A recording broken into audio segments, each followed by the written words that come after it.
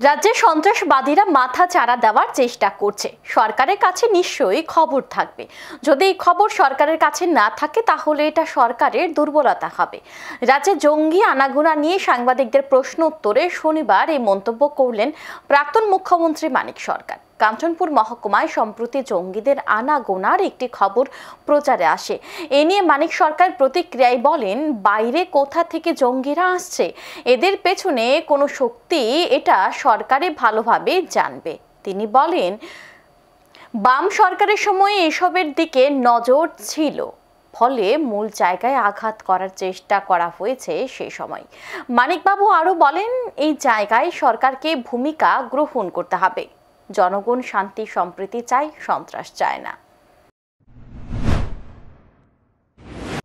আমাদের রাজ্যে এই সমস্যাটা মাথাচাড়া দেওয়ার চেষ্টা করছে সরকার। নিশ্চয়ই তার কাছে খবরাখবর থাকবে। যদি না থাকে এটা সরকারের দুর্বলতা হবে। কাজেই বাইরে থেকে জঙ্গিরা আসছে, এরা কোন জায়গা থেকে আসছে, কোথায় যারা সংগঠিত হচ্ছে, তাদের পেছনে কোন শক্তি, এটা তো সরকারই সবচেয়ে ভালো জানবে।